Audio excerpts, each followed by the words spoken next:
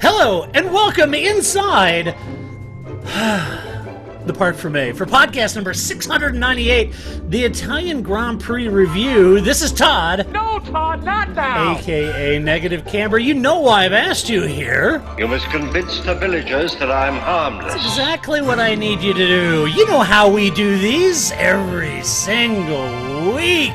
We watch one, then we talk about it. Then we watch one, then we talk about it. Come on, Todd. Tonight, for your kind consideration, we're going to review the Italian Grand Prix. That's what we do every time there's a race. We usually get on and talk about it. Before talking about it, I have to introduce my guest tonight. Well, you're thinking, who? Who could be your guest? Wrecked from out of the wasteland. He's bad, he's beautiful, he's crazy. Hello, everybody. This is Paul Charles, the International. That's exactly who it is. How you doing, Paul? I'm good. I swear you were going to play the French commentary before the start of this. I know. I'd love to play that. Copyright thing or something? Exactly. Yeah, exactly. I'm sure somebody would get upset that I was rebroadcasting the French broadcast. But yeah. I didn't understand a word of it. I don't speak French. My wife speaks fluent French, so I had to have her interpret it, and it was great. I did hear ooh la la. I mean, that's just language of woo. Yeah. Ooh la la. You heard a wee in there too. Yeah, lots of wees. Lots of wees. So I get that. Got very excited. It was also that was fun to listen to. It was great. But yes, you probably have the Canal Plus or Plus people knocking on your door very quickly. I probably would, but yes, my wife translated that for me.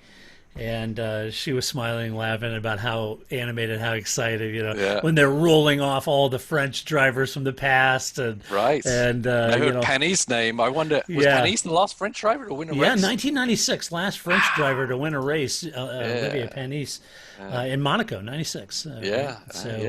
But there was Jacques Lafitte, Prost, they were rattling off all the names. It was good fun. So kudos to the broadcast team in France. I thought they were just elated and passionate. It was great. Good for them. Good for everybody. It was great. Well, tonight, Paul and I are going to review the Italian Grand Prix. Before doing that, I got to tell you, we've been doing this podcast for a long time, and the website since 2005, podcasting since 2007.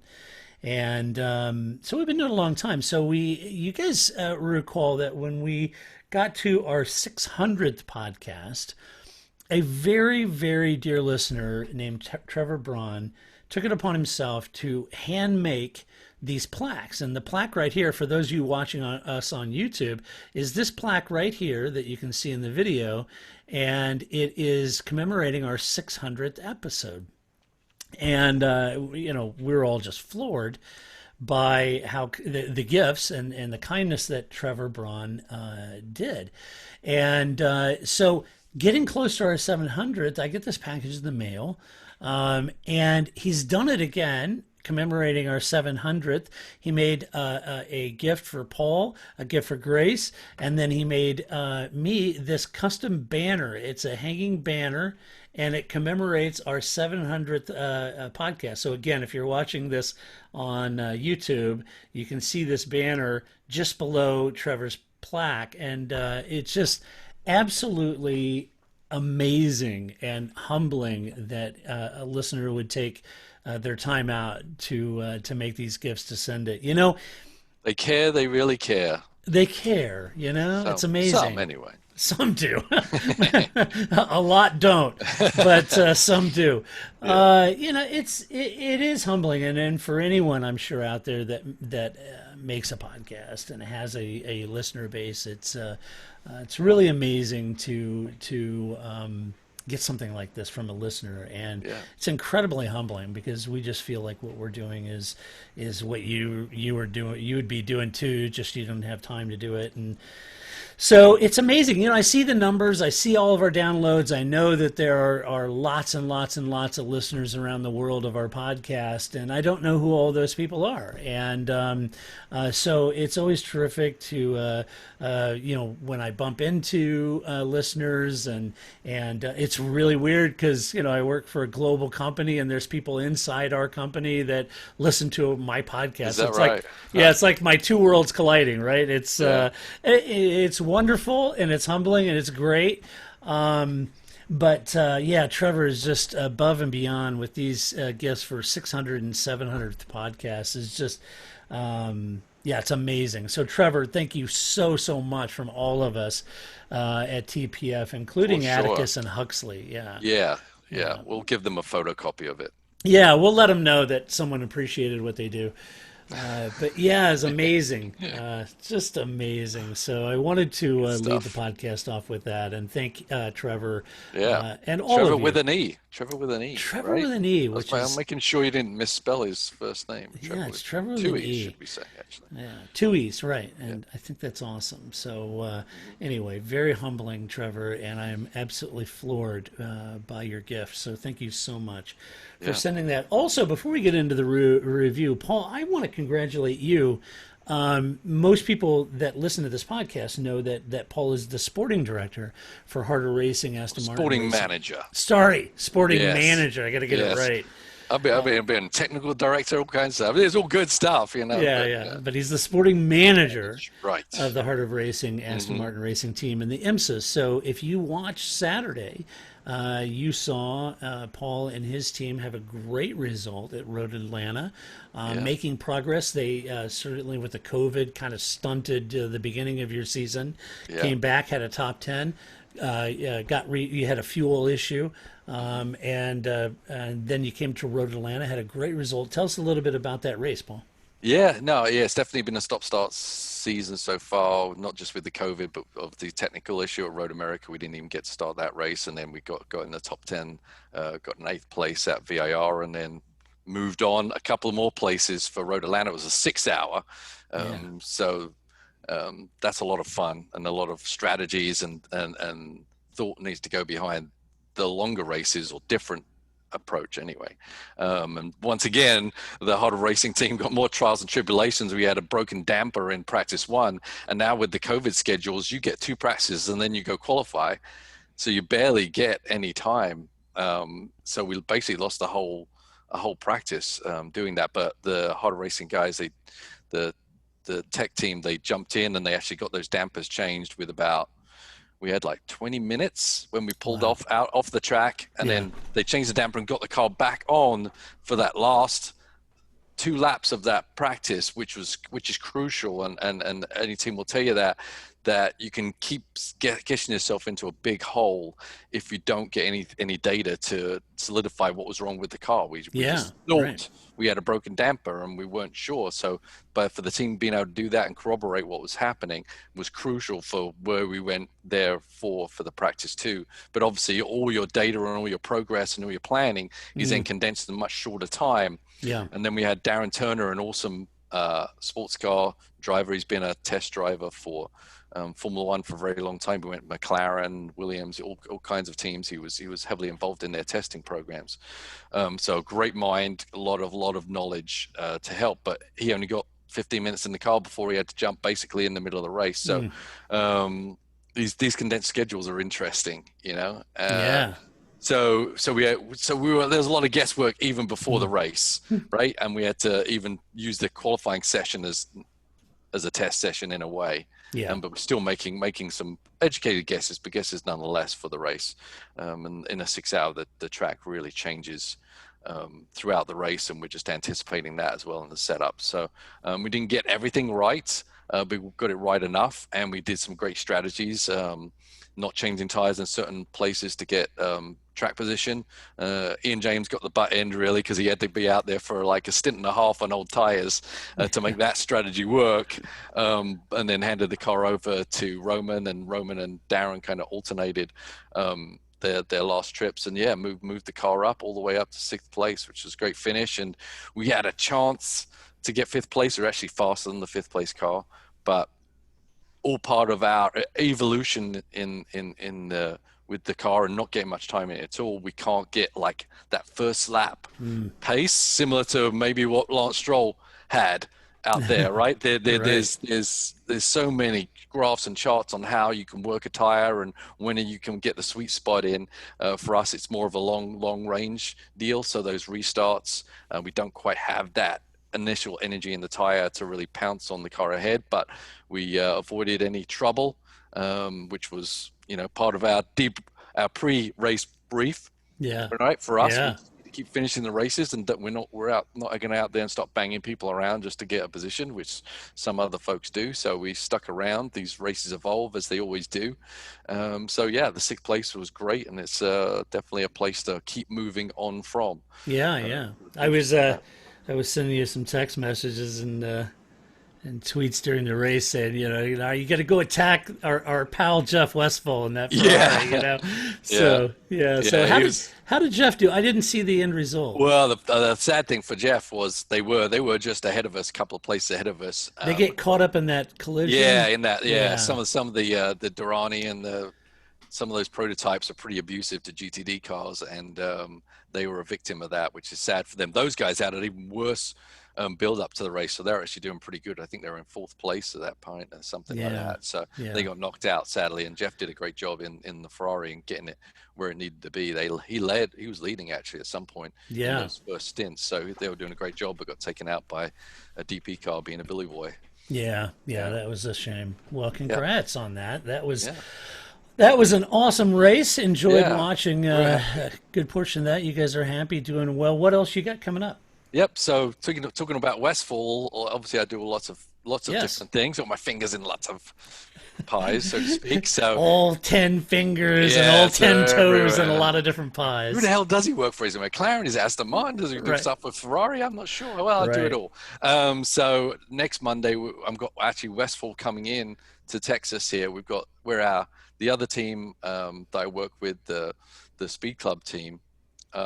We also do track days, like VIP track days. And we did one last month with Paul Gerard, who's been on the show a couple of times, who wrote his book. He came in as the guest speaker coach, and this Monday coming, it's Jeff Westphal who's coming in. So sports car champion coming in. So it's a very limited VIP deal, but still got spots open for that. So it's definitely something not to be missed, because Jeff's got a very interesting and thorough way of analyzing how to get a car around a track. Yeah, absolutely.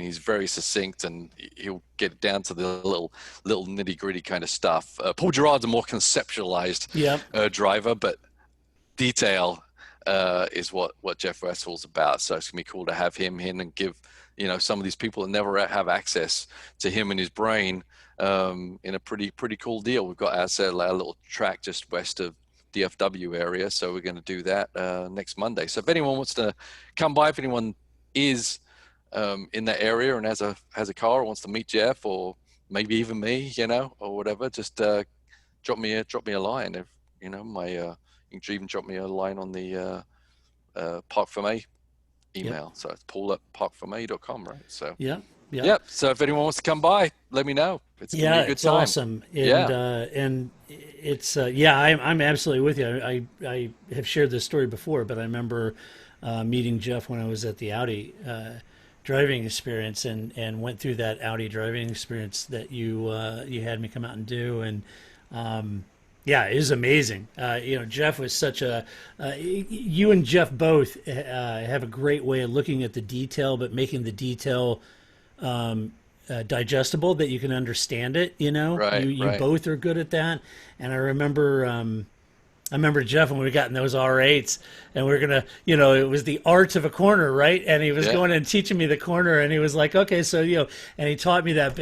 But to Jeff's credit, though, I got in the R8 and we were following Jeff, and I was all over his tail. I got this, and I was all over his tail. We go into that corner, and by the time I got to the apex, Jeff was like in a different zip code, man. It was like, how the hell did he get off of that corner? I'm still in there, all arms and elbows, going to that corner. He's gone. It was like, holy cow! But then he explained, if you have time on Monday, check that out at Speed Club, because Jeff's a great guy, and is a sports car guy, and does a lot driving Ferraris, which is always nice. He does a lot of coaching. He does a lot of Ferrari driving. He's racing the Audi in the GT4 championship. He came 4th in the race on Sunday, so he's doing double duty on Road Atlanta, and they're leading the championship too in that. So, so speedclub.net, also check that out, because that's one of my little things I do. It's a little side thing you do. I got a over crappy there, Paul. life, right? Yeah, Sometimes I'm just like, yeah. It's tough. It's tough being you, Paul. It's tough being me. Sometimes I pinch myself. It's pretty cool stuff. Yeah. Yeah. All right, Paul, I got a lot to cover. Yep. Let's jump into the Italian Grand Prix, the 70th Grand Prix at Monza, known as the Temple of Speed. All right, let's talk about Monza up front. All right, so here's a couple talking points that we headed into the weekend with. Two talking points come to mind into Monza. Number one, the ban on the party mode in the engine format, and the subsequent thought that Mercedes were dialed in on the downforce for a higher downforce setting, relying on that shove in the back of their car. But as you back up 30,000 feet, we'll get into teams and drivers in a minute, but when you back up to 30,000 feet, Paul, this party mode issue, on first blush, being that they qualified 8/10 faster than anyone else, you would think it didn't impact Mercedes. Right. Not on one lap pace. But there's two elements. The party mode, which they couldn't use and boost up the engine during the race to pass, or was it their high downforce trim setting on this circuit that was making it difficult to pass regardless of the amount of shove that they had in the back, and they couldn't rely on turning up to Strat 2 or whatever it was. Was it a combination of just circumstances, no party mode, high downforce, following in the dirty air, overheating the car, all of this sort of played, and it was just the track itself that played into that? How did you see that holistically about Mercedes' performance on par or for the weekend? Right. Well, I mean, theoretically, they should have been in a very good, strong position to be able to race other cars, because you stick a little higher downforce on the car, even if you're chasing the car, that gives you that little bit of extra grip to be able to get a little closer to them. Now in the world of DRS, as long as you get close enough, then you get the pass done. It should be the opposite. If you go in a lower downforce situation, you get behind a car, then you've got nothing to play with, and that should make it harder. Right. It seemed to me it was more to do with the cooling of the car than anything to do aerodynamically. We saw, obviously, Bottas had a lot of trouble, but he says, he had damage. Right. And so he had a handling issue, not necessarily anything to do with their ideology behind putting a higher downforce setting. I mean, obviously, the strength that Mercedes has is they're usually going to start at the front of the pack, so they can really, limit their cooling, because they don't need to worry about being mired in the pack for a number of laps. And I think that's kind of what caught them out, which normally doesn't.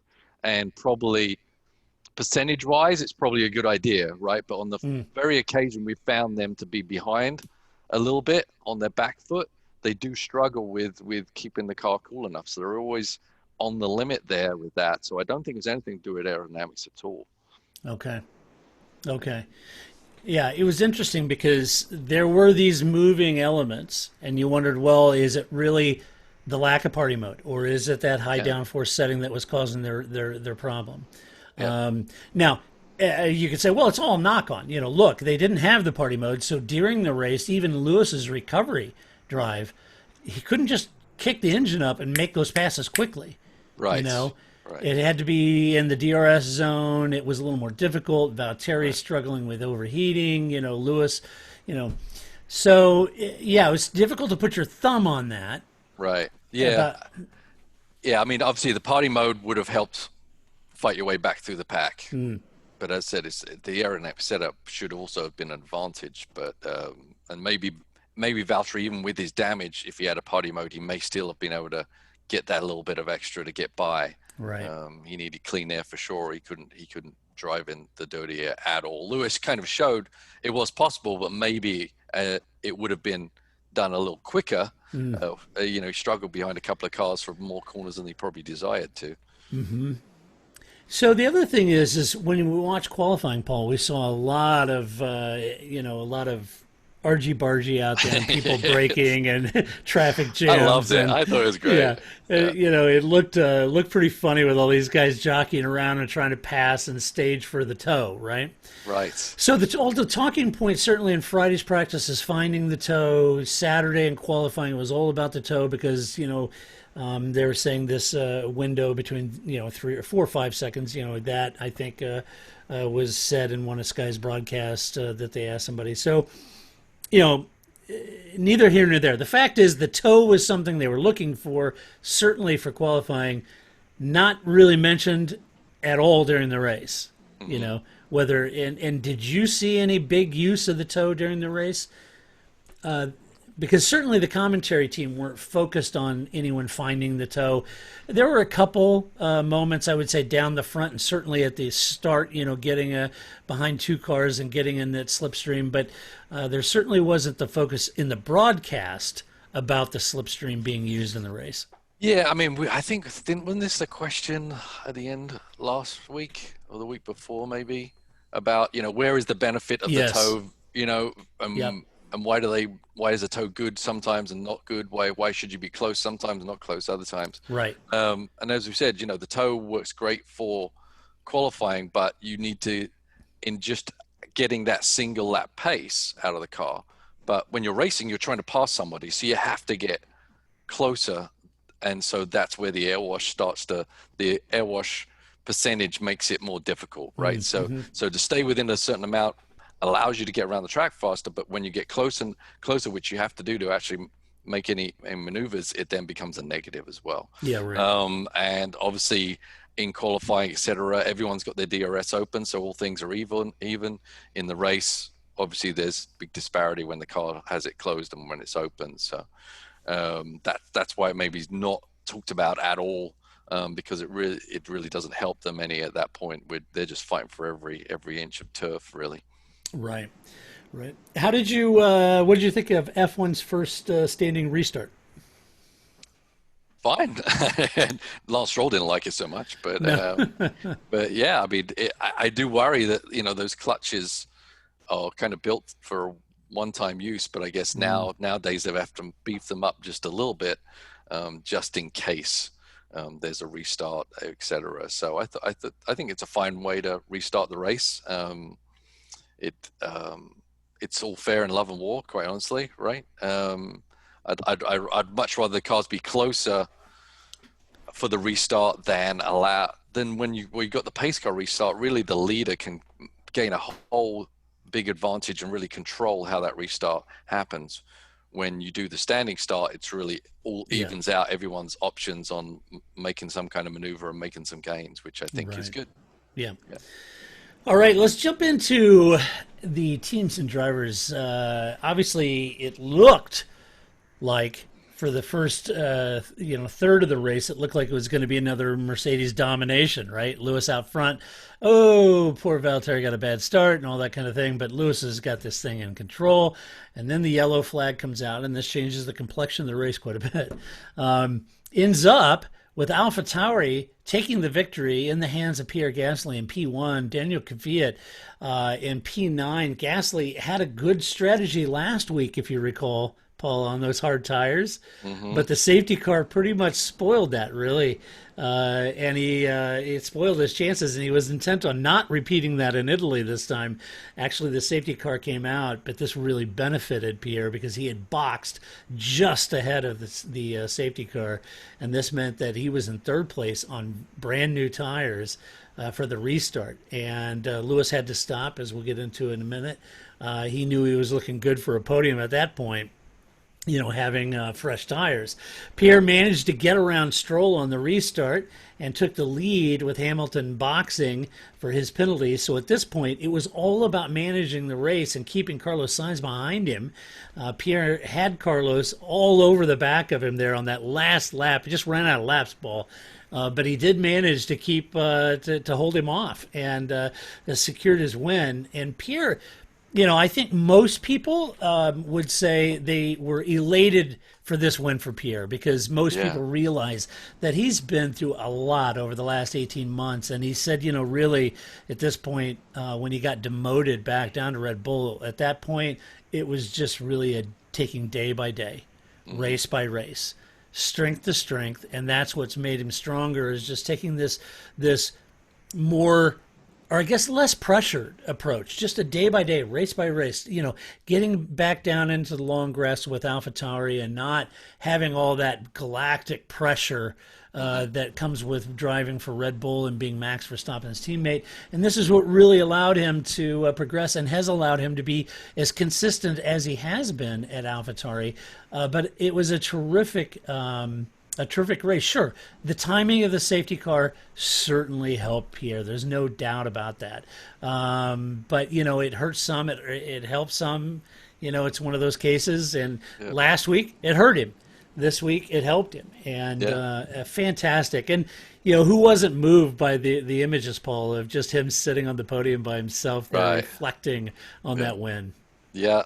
I mean, as you say, he's been through many ups and downs, and some really deep downs, with his friend, dying at Spa. He's super, really close friend. It's not just another driver. It was his roommate, and him getting thrown down in going up to Red Bull, the elation that comes with that, and then the crushing blow of being sent back down. I mean, we've talked about it over the past few weeks that his mental strength. His recovery from this has been astounding and very impressive. And, we're still debating, who would they send him back up? Is it a good idea to send him back up? I'm not sure if this has any bearing on it at all, but because what I don't want to happen is what he's built, how he's rebuilt his career and the way he drives and how he acts around. I don't want that destroyed again, but he's in it to be a world champion just like everyone else is. Sure. Right. Sure. So he's still going to hunt for that opportunity. So he's definitely not going to turn it down because it's easier here and it's less pressure. He still has to, if he does get put back in any team that has a real chance of consistently being right up front, he's still going to have to show it. But there's nothing that I've seen over these past few weeks that would lean me towards him having a relapse into what happened when he first got shoved up into the Red Bull team. Red Bull team has a way of crushing people, and it takes a very special person not to be crushed by that machine. Pretty weird when, as you and Grace always said, the Red Bull were the fun team, now it's kind of like, kid nut, it's like, God, go through the ringer out there. They're going to pull you on, hang you on a tree and, just kind of stretch you out there to see if you snap. But, God, super, he's been very fast. That's obviously key, and he's been mentally strong and consistent. And he's had this was an opportunity, and he took it by the horns. And the difference here, everyone started and was able to, because of the rules, is able to put their fresh tires on. It wasn't like he got the restart and he happened to have fresh tires, and so he had an advantage there. He really didn't. He could have got swallowed up like Kimi did, very easily, right? But he withstood the pressure. Lance Stroll should have actually been, I agree, the favorite to win this race. Yep. And Lance, kind of, he cooked it.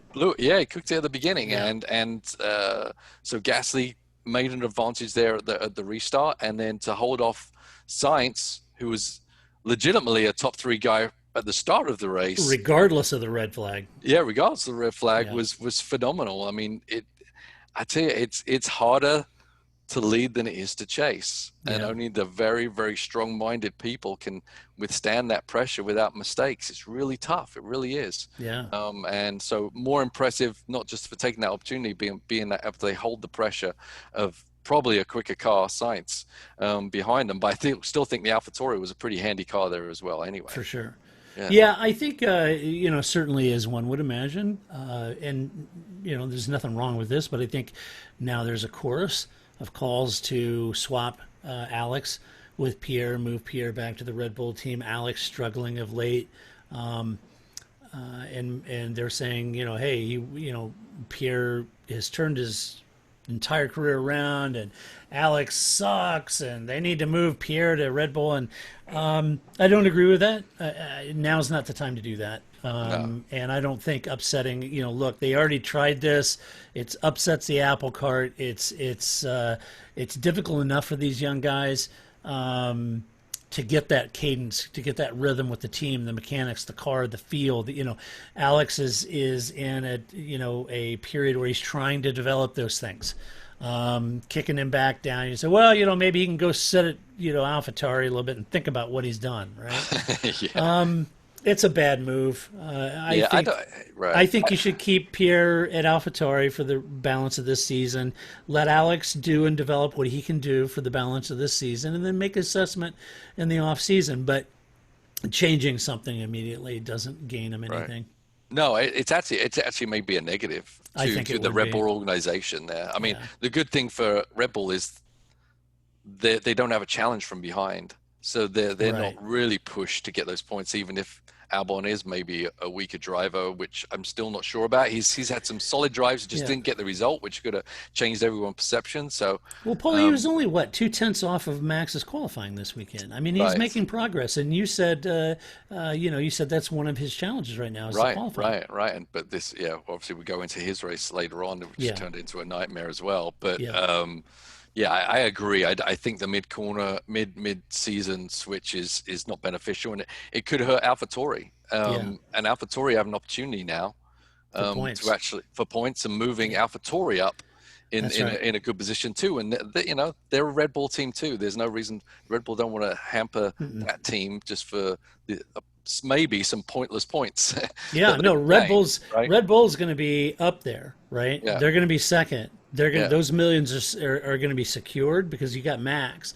What you don't have is a Pierre delivering great, solid, consistent points finishes to get AlphaTauri up there and get that team the millions of dollars it needs for its program. Yeah, right? Absolutely. Yeah. So to move him out, throw Alex back in there, he's going to be disgruntled. He's going to be frustrated. There's going to be, trying to get his sea legs back, and it's just it's a bad move.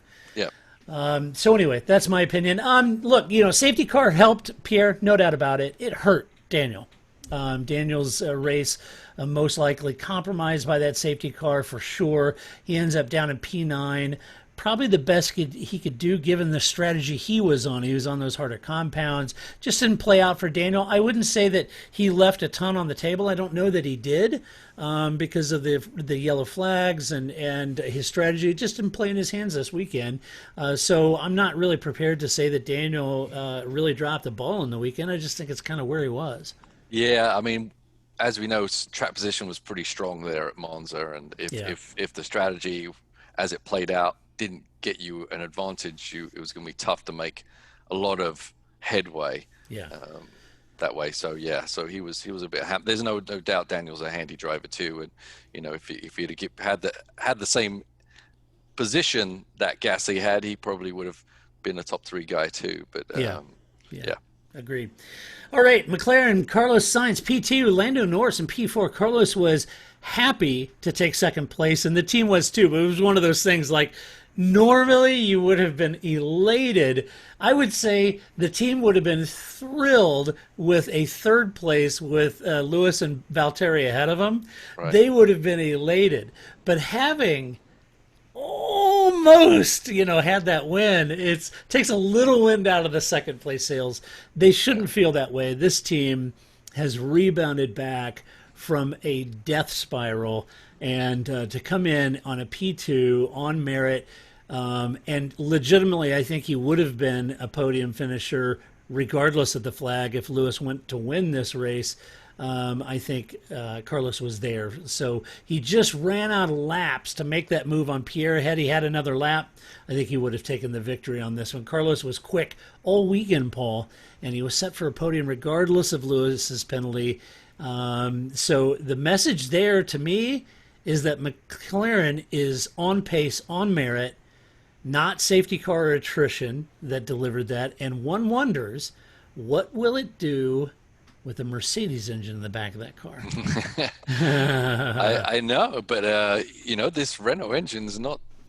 Yeah, it's quite interesting what's happened with the Renault, because obviously they've been pretty bad. Or no, it's the sled, GP2 engine and all that kind of stuff. But Yeah. Well, actually, that was the Honda, wasn't it? But Yeah. anyway, Now it's the Ferrari. now it's the Ferrari as the GP2 engine. Yeah.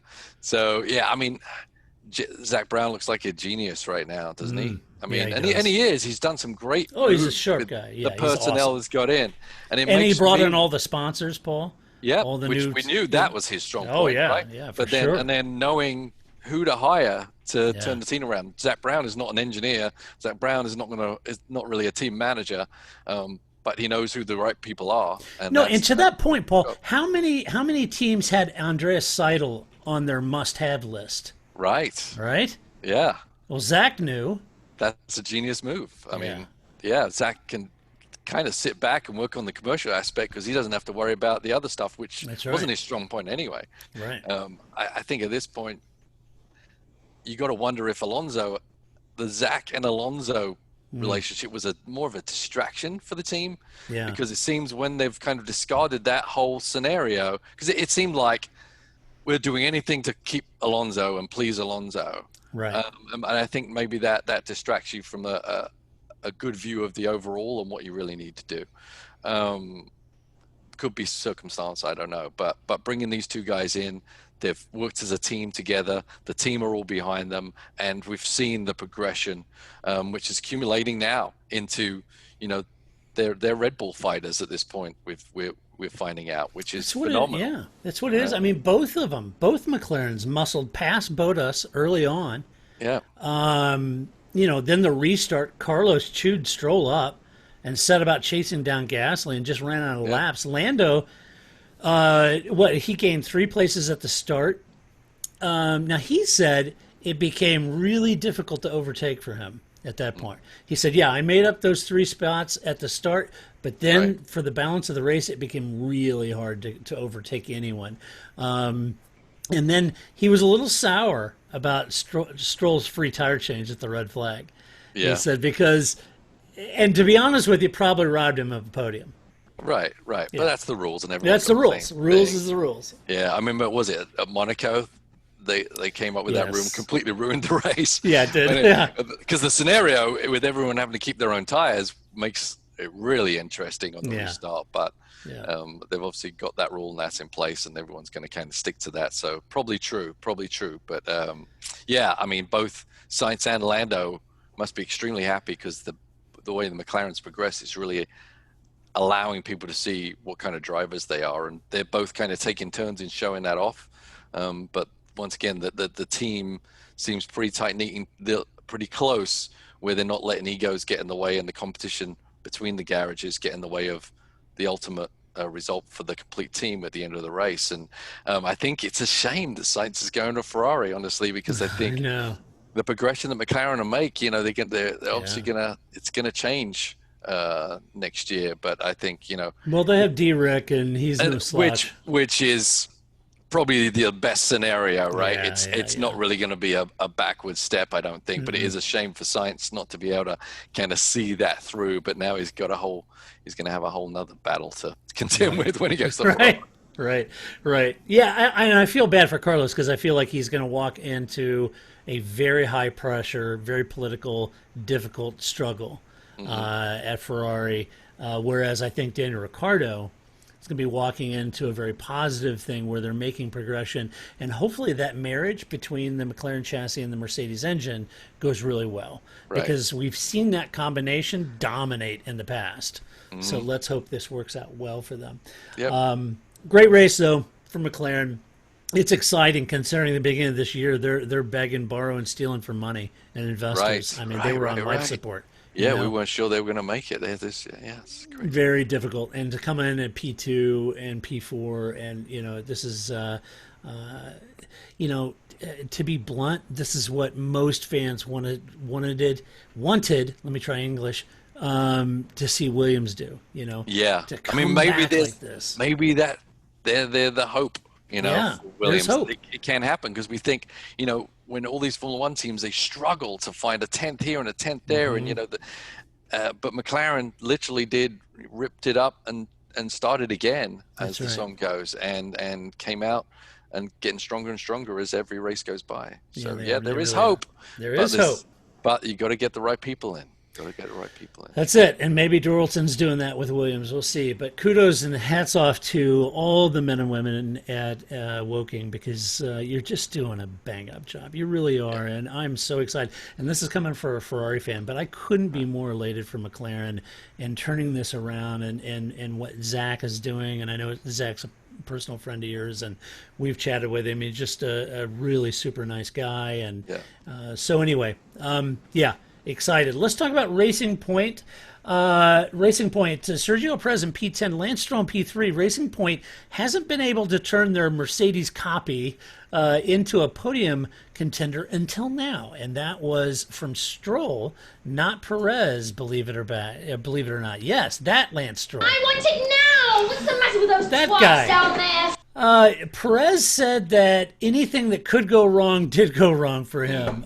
He said Lando's slow approach going into the pit lane because they were double stacking, right? He said that slow approach cost him a lot of time. He said, I had a bad start. That didn't help. He said he got hit by Max, and then they had a slow pit stop for him. He said just everything went wrong.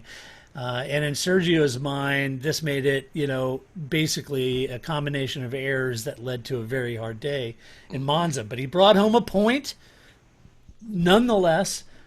But you would have thought, Paul, if somebody was going to deliver a podium for Racing Point, it would have been Sergio. Yeah, you would think. But, Stroll kind of, who was it? Azerbaijan, right? Didn't he finish? Sometimes he just seems to be and Germany seems to be in the right place at the right time to just get a result out of nowhere. He's such an interesting character because he seems almost nonplussed about being there. You just, I don't know. It's just his personality. I know it just comes across that way. I'm sure.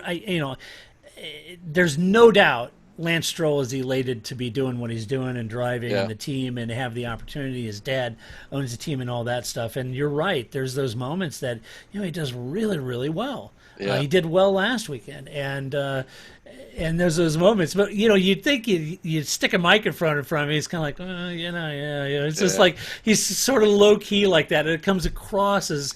Well, you got to think, the struggle hasn't really been real for Lance.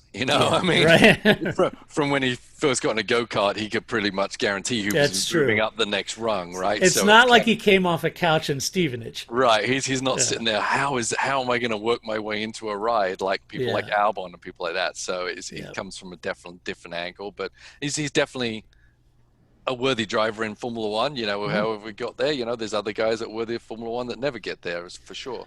Yep. I'm a little disappointed in the Racing Point, honestly. I thought it would be more competitive here, considering how close, it is to the current Mercedes. I was expecting, actually, it to be, on the second row, and expecting, if the Mercedes flounder, that it would be the winning car. And it well could have been, I guess, with the restart configuration, etc. But he kind of lucked in that position because he had, he hadn't pitted for tires, and then the race stopped, and so he just ended up being in the right place at the right time, and I think a little underachieving. Well, he didn't box during the safety car, but when the red flag came out, he got that free tire change, Paul. Exactly. And then at the restart, to be fair, he pretty much overcooked it, and said, he had cold tires and cold brakes, and he was a hand up guy. He said, no, I really botched it on that restart, so. He kind of, he overcooked it. He lost places to both Sainz and Gasly, and then he managed to get back on top of the car and bring it home in third, which is good. But, that he had a chance to do better. Right. What was interesting when he blew the chicane. Yeah. And he really didn't lose much. No. I mean, you saw him go off, it's like, oh my God, that's going to be a big one, right? And all of a sudden, Lance pops right out where he left. Yeah. It's like, I'm not sure that's right. I feel like if you overshoot this game like that, you should have to slow down a little bit more and not actually be able to regain your position, because rightfully he shouldn't have been able to pop back in the position he did. So I think he was very lucky with the configuration of the track and the rules as they were, that he was allowed to even, or had the opportunity to do that, because it really should have been, at least 5 places lost with that error, but he locked him up a little bit. And I think that kind of hampered him being able to really attack, because once you make those lockups and you have those flat spots, it's a lot more likely. And so he looked a little weak under the braking after that point. And so I think that kind of hampered him making inroads. So I think, I said he was a bit opportune. It was an opportunity to get on the podium, was pretty lucky in the end. Right. No doubt. Well, it is the very first podium for Racing Point, right? In this era, there's not Racing Force Point India. area, not Force India. It's first podium, and I am sure that Lawrence has to be elated that his son delivered the first podium for the team. Right. And not pitting at that time. I mean, that's a strategy call. It is. Like we did the harder racing. Just not pitting for tires, just fuel and go and gain track position. That's a strategy call. So that's a team decision that gave them that opportunity. So hats off to them again. They do a pretty good job with their strategy grounds. Yeah, absolutely. So it was a good result. Mercedes, Lewis Hamilton, P7, Valtteri Bottas in P5. It looked like another boring Mercedes domination, but problems started immediately at the start. Valtteri Bottas had a very poor start and then continued his struggles with passing anyone around him. Valtteri said that the car had damage from a clash with Lando. He said it had massive understeer and that was pulling to one side. But when that sorted itself out, it was overheating. So he had this heating issue that became serious.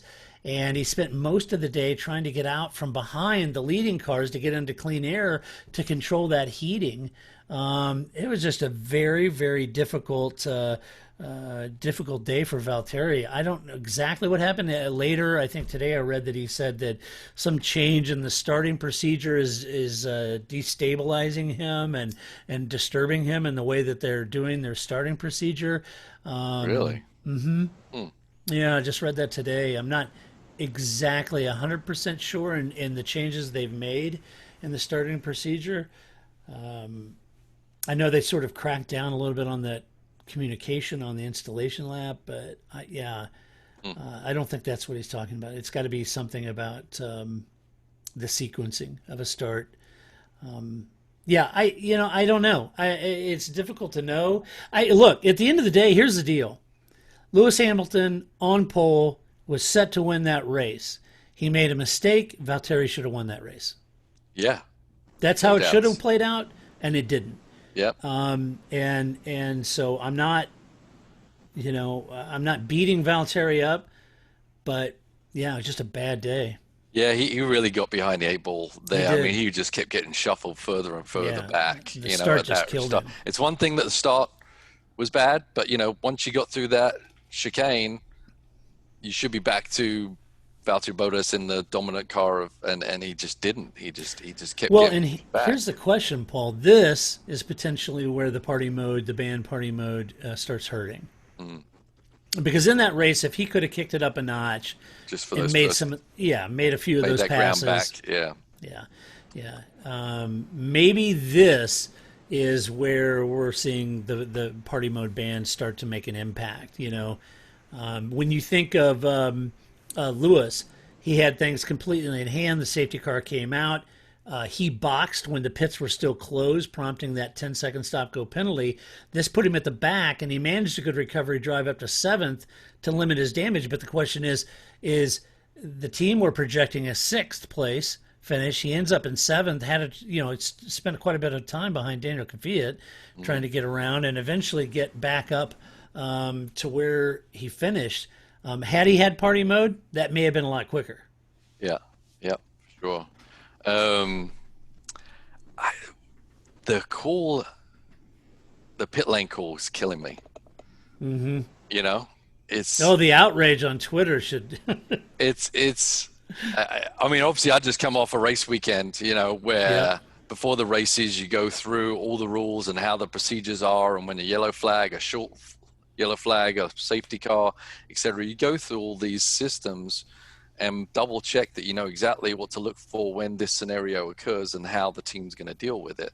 And I think a little complacent, I can only imagine by the Mercedes team, the excuse from Toto about calling in Lewis and we didn't see the signs out there. Well, that's not what you use as a team. You don't look. You're not looking to the far corner to see if the pits are open. There's information. There's tons of information. They've got lots of people looking at all the screens, and you know that if you have a yellow flag situation or even a potential, as soon as you see something that's happened, you know that there's a potential of a yellow flag. You're going through all the scenarios of how it's going to work, and have everyone with the information, all the information you need to make the right call in the pits. And so, Paul, if you're at Road Atlanta and you're running, let's say, 7th place, and there's a crash on track, maybe a DP or somebody crashes, right, and it's a pretty decent, and you think there's definitely yellow caution, right, your team is kicking into, okay, are we going to pit? Is this it? Or are we going to stay out and gain track position? Is the pit open? Yeah, exactly. Is the pit open? I mean, that's generally a first question. NASCAR, absolutely.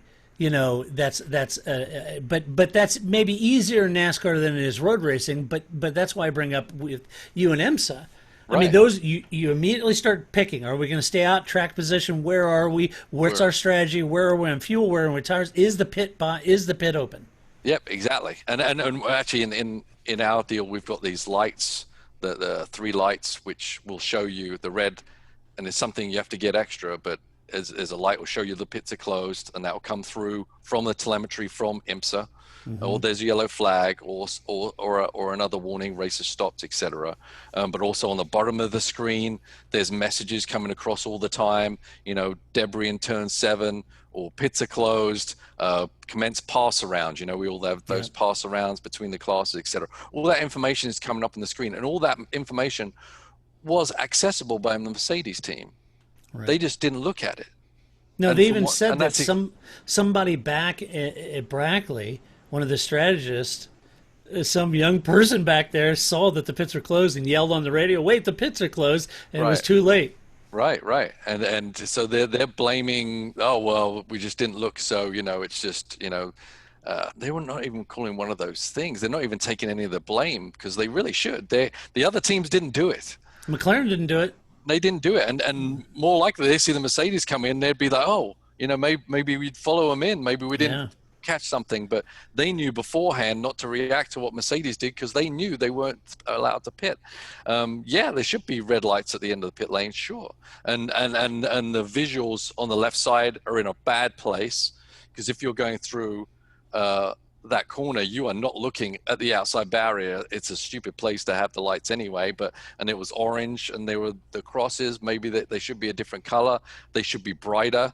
In Lewis's defense too, if you know there's an accident in that corner before the pit entry, he's coming around that corner. He's looking for the accident.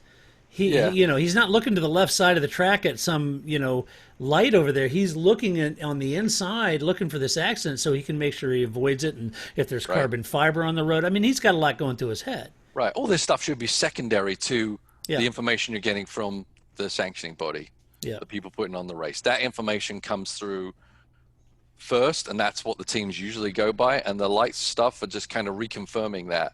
I would say the light system was pretty bad in calling that out, but I also think Mercedes dropped the big ball in not having, and I'm sure they're going to change it for the future, but they made an assumption that if there's a safety car, the pits are open, because it's not a usual thing for Formula One to close the pits for that situation, but it's a situation that can occur.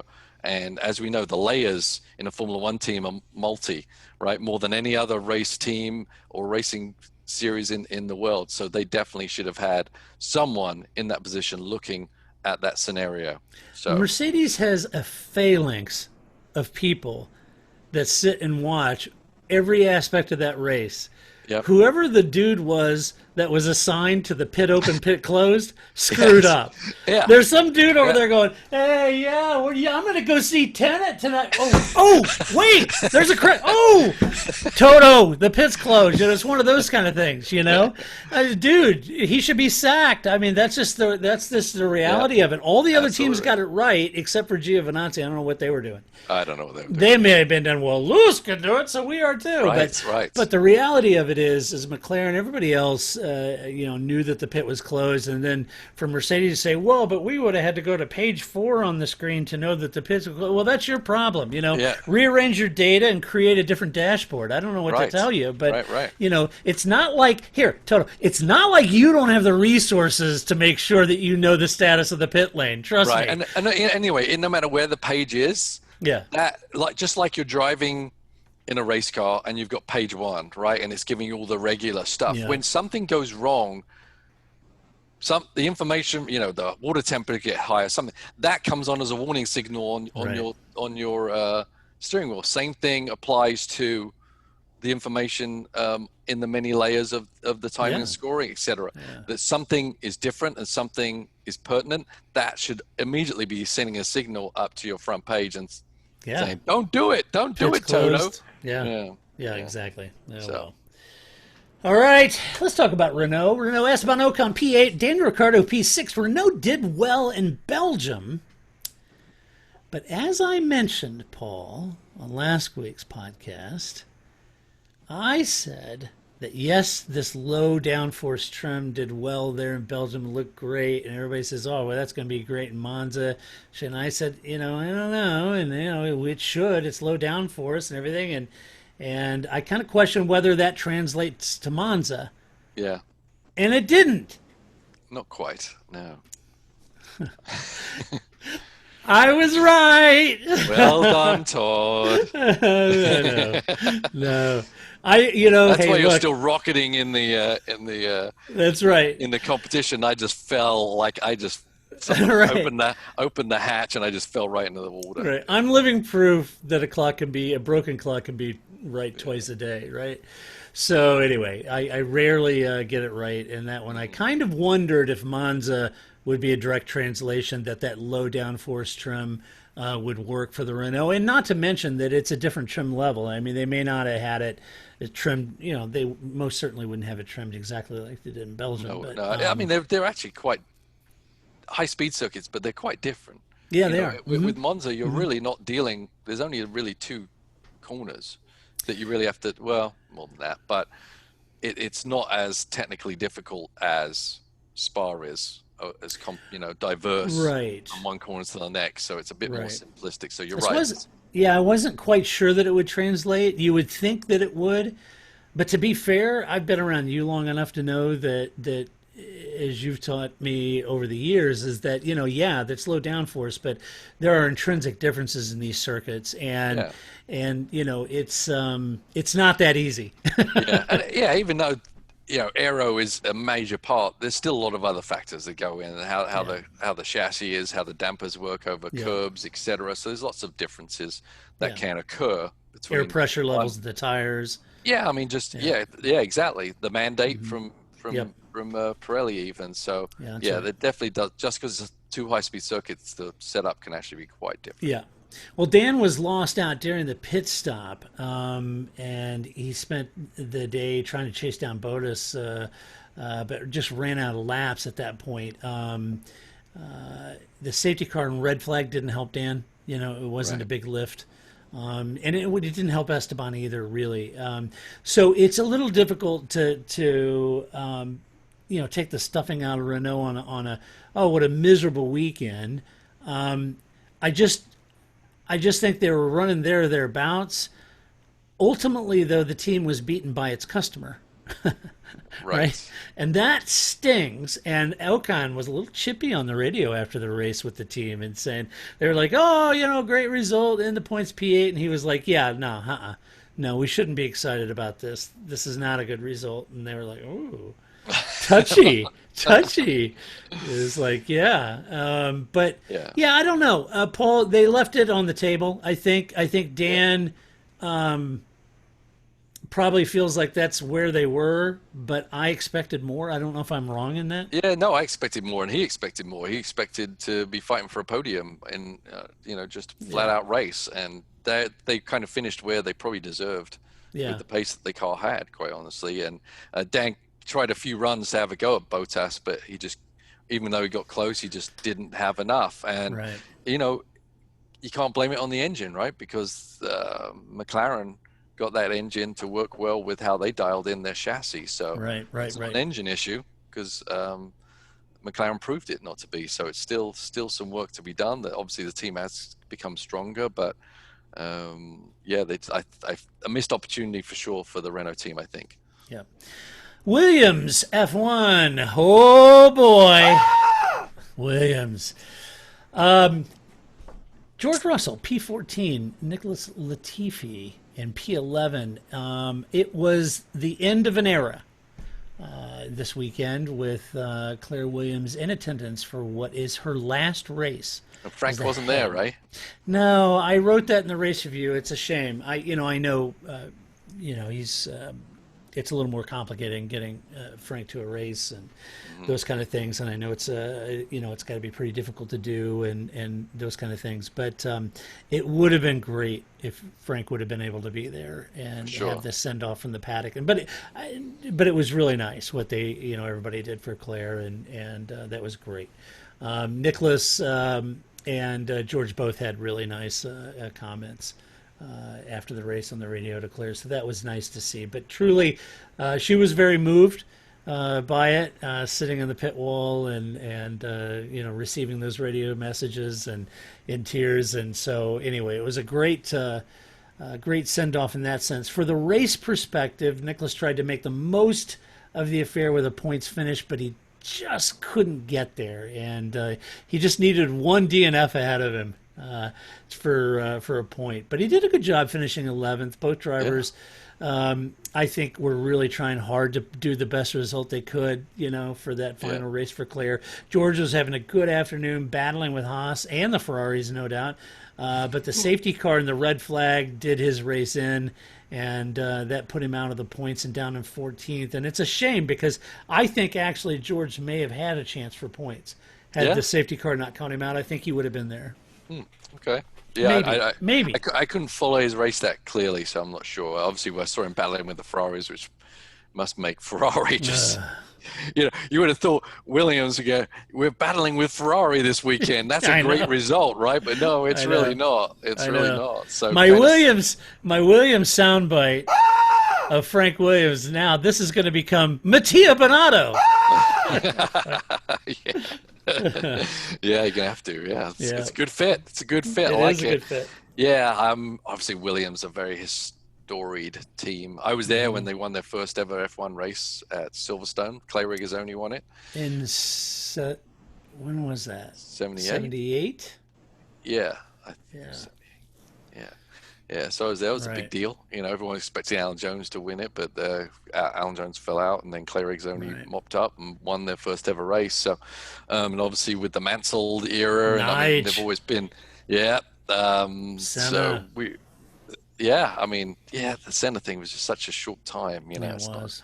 But they've been a great team, and they're really a team that really is one of the Garagistas, right? They really are a homegrown family team that made some massive success, and it's sad to see where they are now. And obviously now they're not, the name's going to be there, at least as far as we know. But hopefully they can breathe some fresh life into the team, because it definitely deserves to not be where it's been for the past few years. I'm doing it from memory, Paul. Was it like 16 total titles, something around? I don't remember. Range? Obviously, you had Damon years. You got, you had Prost winning. You had Jacques the Villeneuve. Nige. Yep, Villeneuve. Yeah. I mean, they were the heyday for that team. But still doing it the way they still do it now. It's just things have changed, and they had a misstep, and Paddy didn't show up with the right front wing, and all the rest. It wasn't that long ago. They were on the front row of Silverstone, if you remember. Yeah, it was a while ago, but they had that surge with Juan Pablo, and their relationship with BMW and that sort of thing, and Yeah, it's just tough.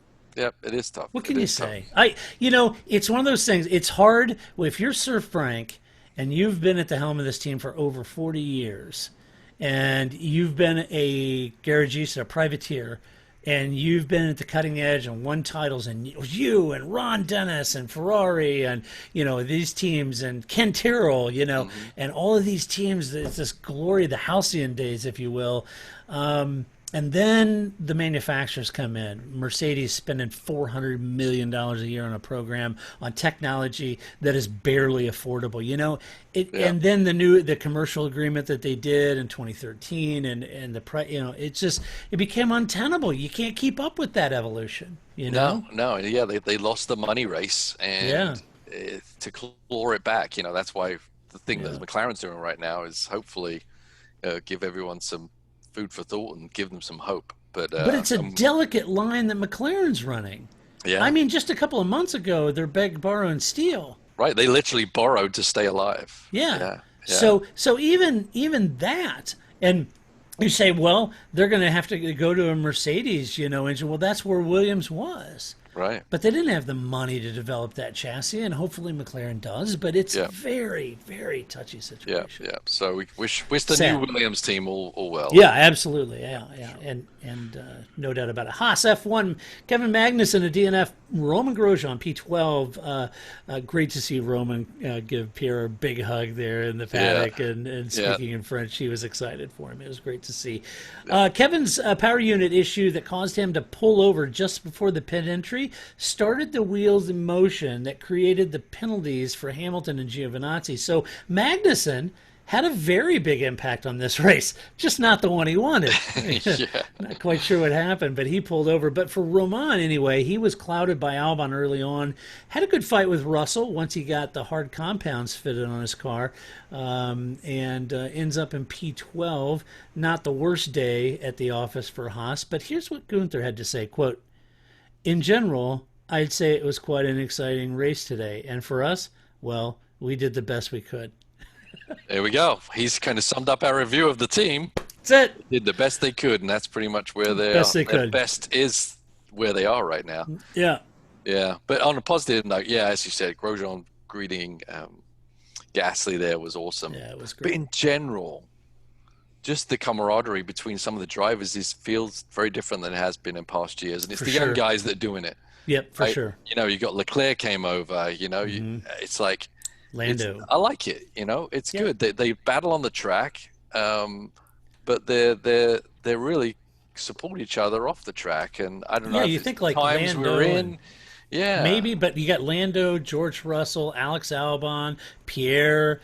All those young guys. Even Max, is kind of in there with them doing the online games and those kind of things. Yeah. And there's a sense of camaraderie, like you said, and unity that's good to see. Yeah, it really is. Yeah, I kind of feel like Lewis is on the outside of that.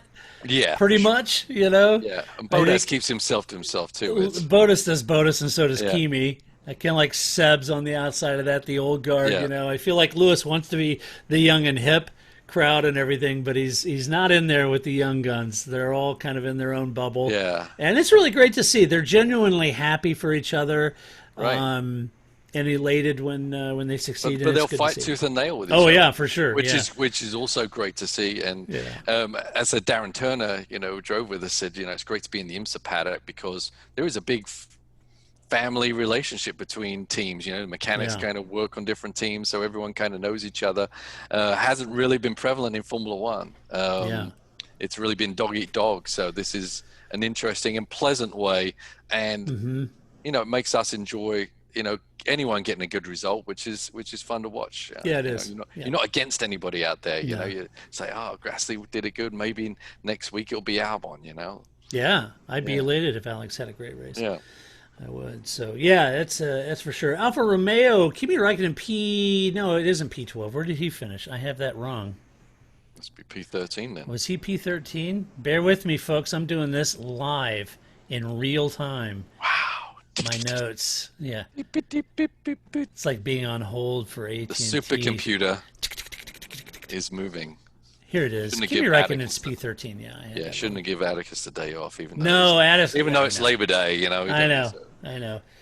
Yeah, and you'd think, that Huxley could fill in, but no. Useless.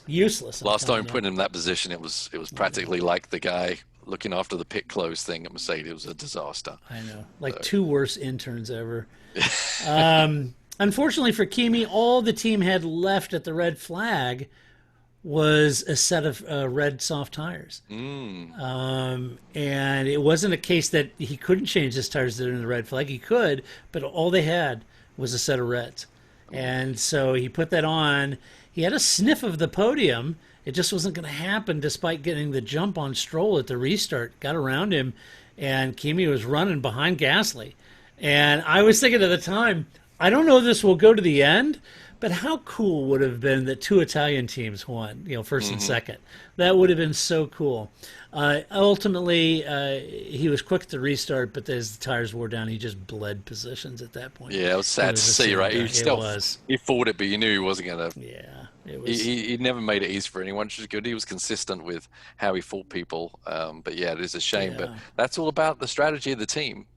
How you're allocating your tires, how you're using them, get the priorities going. Obviously, Monza is a track that you usually only do one stop, but if you give yourself some options, it gives you a chance in situations like this to maybe make some. So yeah, and I don't know, maybe it was a woulda, shoulda, coulda, Paul, but had he had decent, the medium compounds or whatever, I'm kind of curious where he would have finished. He would have been in the points. I'm pretty sure. Yeah, for sure. I think Kimi's race pace is usually pretty consistent, where if he's got a half decent car, he can still get a result out of it. So definitely the tire thing didn't give him anything to fight with in the end. Yeah. Giovinazzi in P16, he, like Lewis, boxed prior to the pits being open, suffered a stop-and-go penalty, and that pretty much put an end to his race, put him at the back in P16. So not much to talk about there for the only Italian on the grid, right? Yeah, it is interesting. We haven't heard much from the Alpha team as to why they called him in. Yeah, I haven't seen that. But it's a good point. I haven't read the comment from them on that.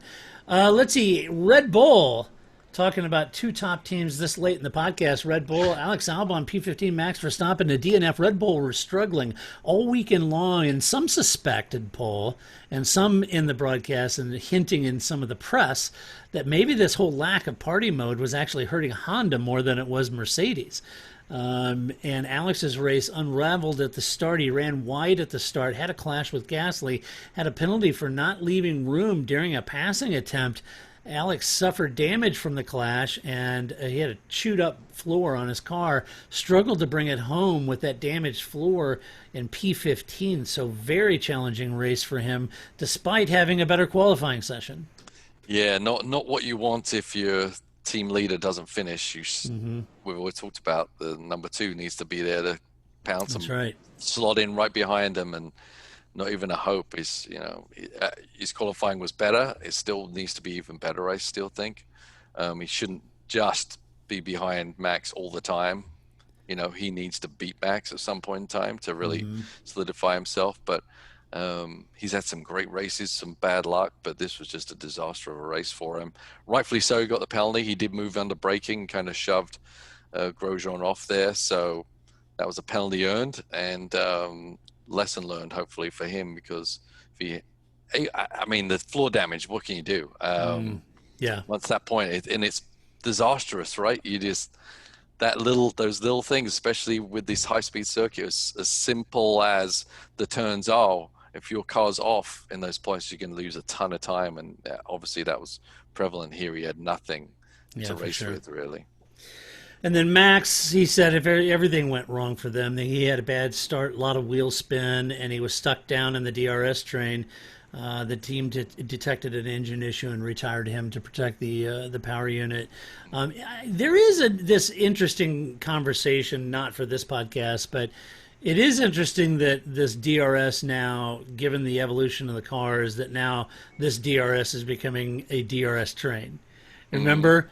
It used to be like this, the Truly train, I remember, getting stuck behind someone. You couldn't get around him in the dirty air behind him, so everybody was stuck, Yeah. And now it's the DRS has became not so much the passing, but this big train of people DRSing each other has become really, I think, an impediment. Right.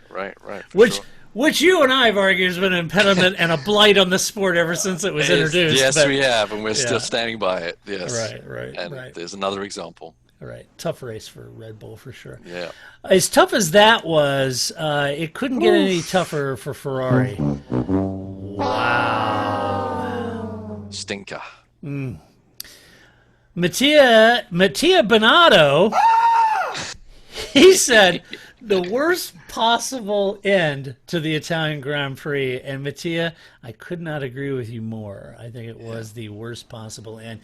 Vettel had a brake failure, and he said it was a really odd brake failure. He's never had one like that. Said it happened at the best place because he said otherwise it could have been really serious. But as it was, he ran into the didn't even try. He didn't even try to turn. Just boom through both of them, blowing up the polystyrene bollards there at the first chicane, ending his race. That was all over. Leclerc said he was making some progress, but couldn't get the hard tires to work, and he was really driving hard. And I would agree. I think after that stop, he was pushing hard, trying to get something out of that car. Yeah, exactly. Trying to make something work. And then he had a driver error. He said he lost at the parabolic, prompting a huge shunt. Thankfully, he was able to walk away from that unscathed. As Paul mentioned last week, it really is a case that this car was built for last year's powerful engine, but without that engine now, this car is just not performing at all, and it doesn't bode well for next week's Mugello either, Paul. No, it doesn't. It was brutal. I'm glad Seb did get that brake failure. That was a massive. I mean, literally, he had nothing. Yeah. So that's crazy. So glad he didn't get hurt in all those situations. But yeah, Leclerc's just trying to get something out of it, as you said. And that car had really no place to be anywhere where it was or where he's been able to put it sometimes. And sometimes it just doesn't have it. And he just tried to get something out of the car that wasn't there. I mean, the first assumption was he had a failure like Vettel had, but it wasn't that, which is a good thing, I guess. On a positive note, though, they're able to pack up early and get to Mugello quickly for everybody else. Yeah. Right. I saw the interviews on Sky when they were sitting on the little stage there with JB and what's that guy's name, Simon or whatever his name is, and they're having people come up and sit there, and Lando comes up, and in the background you can see Mattia walking out with his briefcase. He's out of there. It's like no interview. The whole Ferrari thing is still there. Where are you going, buddy? Not good. No. Not good at all. All right, let's hand out some awards. The first award of the podcast is Pass of the Race!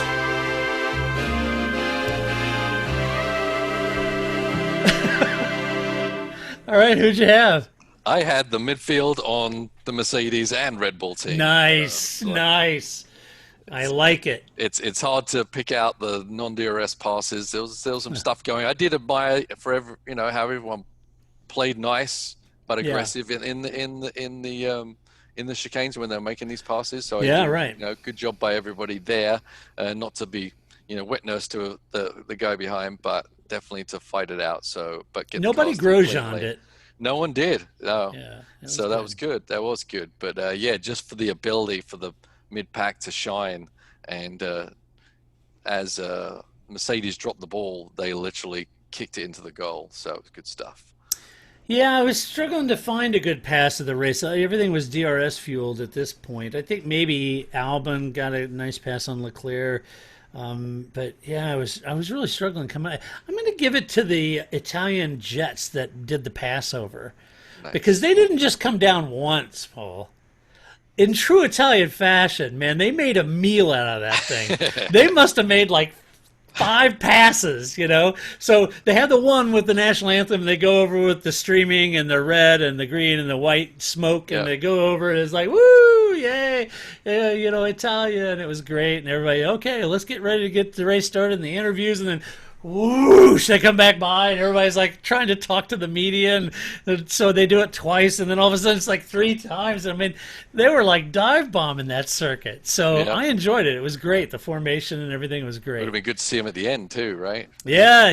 Kind of missed the Tifosi, and I think Gasly would have been just like Oh, can you imagine? Yeah. Can you imagine the Tifosi and the Italian fans around that podium and Gasly up there with a small Italian team? It just would have been great. Yeah, it really would have been. And I mean, as bad as the Italians have been beaten down, especially with the lack of pace from the Ferrari, they would have pounced on that, no doubt. Oh yeah, it would have been good.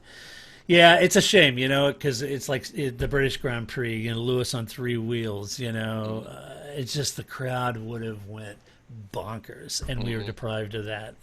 And I feel like we're deprived of that again this weekend. It just sucks. This entire thing is ludicrous, and it sucks. Yep. All right, next one is Donkey of the Race.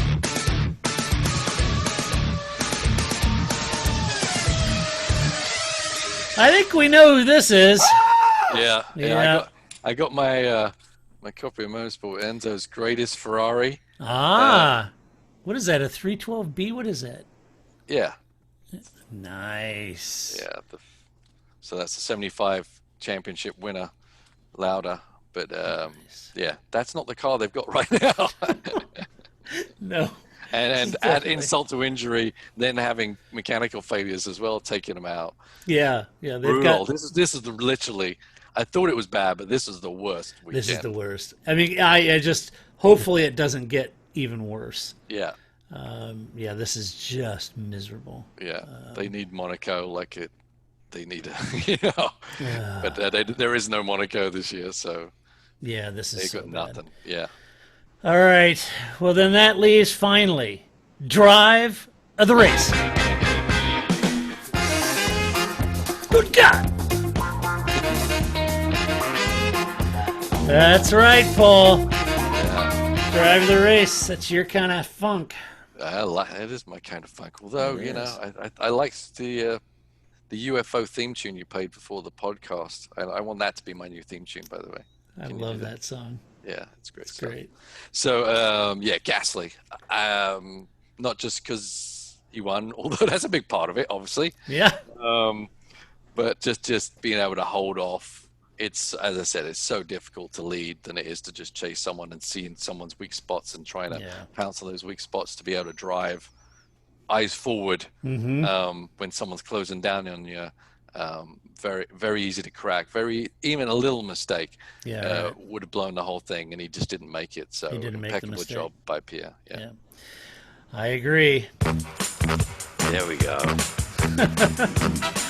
I knew you would like that. I love it. This is Paul's jam. This is a bop. He's vibing. All right. Yep. So, hey, you know what? We did have a very late mailbag. You've got mail. What? Yes. It didn't make it on your notes, but I put it on mine. Very studious looking. Very smart. Yeah, now they're straight. You need to get them aligned with your headphones. My headphones are weird today. Yeah, I know. Everything's just off, man. Yep. All right. Andrew Page asked, this may be a question not for now, but for the off season. No, Andrew, I'm going to ask it now. We're gone then. All right, fine. Off season done. No, Andrew, I'm going to ask it now. He said, are we about to see a sort of that father now son sort of F1 event that will smash all others? He's talking about Mick Schumacher, so he's talking about, and a Ferrari collaboration with the upcoming regulation changes and Mick Schumacher being second, or the second Schumacher, Mick, son, being available to start his F1 crusade imminently. What are your thoughts, hopes, and dreams of the three of you? He's asking what might happen going forward. Is this an option for Ferrari? Or do we think he's living in cuckoo land? Well, first of all, Andrew, I don't think you're living in cuckoo land at all. However, I think, I could be wrong, but I do think that Ferrari have a few very talented drivers in their young driver program. Mick Schumacher is one of them. And, oh gosh, the name just flew out of my head. Who's currently going for the title in F2? Bear with me, folks. I'm doing this real time. Yeah, the guy that... did well at the sim racing. I know you have all the sim racing results Oh, I've got all those on your right wall here as well. I've got those totally handy. Schwartzman is also. Yeah, he was very handy Formula 3 guy too. Yeah. So Schwartzman, very strong candidate for that race seat. At Alpha, not at Ferrari. No, not at Ferrari, but at Alpha. I think the next step for any one of those drivers, Andrew, including Mick, would be a role at Alpha in replacing either Raikkonen or Giovinazzi. You know, Maybe both. Maybe both. You know, Yep. if Kimi gets tired, wants to hang up the helmet, and Giovinazzi's not setting the world alight, then I think a Schwartzman, Mick, any one of those guys, their first step's going to be at Alpha. Mm-hmm. And then they'll see how they do there, and then perhaps move them over to Ferrari. But that means that it's going to be a while because they're just signing Carlos Sainz. Leclerc, they've got signed to a long-term contract, and he's sort of the main driver of the future there for them. We'll see how it plays out. But I don't think it's impossible for Mick Schumacher to get to F1. I think if he does it, he'll do it in an Alpha. Yeah. Maybe a Haas. I don't know. We'll see. Would I like to see it? Absolutely. Love to see it. Love to see Mick there. Yeah, he hasn't kind of done enough.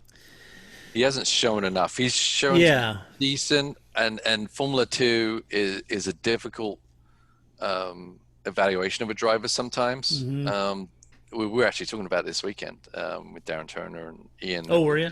Yeah, we're just talking about how F2, there's some real disparity between teams, right? And engine equality and things like that. So F2 is just, even though Mick hasn't really showed anything, doesn't necessarily is a stamp of approval or disapproval on how good he is. Right.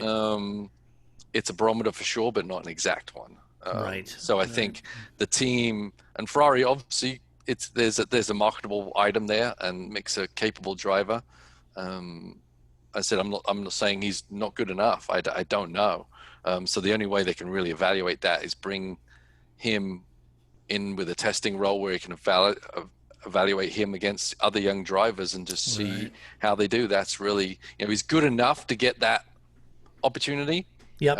It's up to him when he gets in a Formula 1 car and the young driver tests, etc., to show that maybe he's head and shoulders above the other guys. It just depends on what Ferrari feel they want to do with the Alfa Romeo team. Obviously, I think they're in a position not knowing where Kimi may or may not go, and Giovinazzi, I just don't think he's done enough to really warrant sticking around, quite honestly. I don't think he's had those moments that Charles Leclerc had when he was given the opportunity. So I think they are ripe for a change. What that change will be, I think, still is undecided. I know. Yeah, Antonio, I think it's Hell's Kitchen time. Give me your jacket, big boy. You're done. Yeah, it's over. Yeah. All right. Well, that does it for this podcast. That does it for the Italian Grand Prix review. I hope you enjoyed it. A huge thank you to all of our Patreon supporters out there. If you are playing along in our TPF Fantasy GP League, be sure to go check that out and Skip over at Skip over at Kingsbridge. BCP is doing a great job of keeping us all informed of exactly how well Paul's doing. Yeah, he is. I feel like he really is enjoying that. He is enjoying it like a stone. And last week I was like, oh yeah, someone was saying something. Grace is catching you. I was like, yeah, she's catching me like a sloth. Well, she's probably right behind me at this moment after this weekend. Good God. I was in 9th and I dropped out of the top 10. I think I'm down to 12th. Yeah, but it wasn't too bad. It wasn't too bad. Yeah, not too bad. So anyway, I dropped like 8 spots. Yeah, having fun with that, and all of our Patreon supporters as well. And thank you so much for doing that. If you like the podcast, go over to iTunes, give us a good give us a good rating over there. We always show us some love. We'd appreciate it.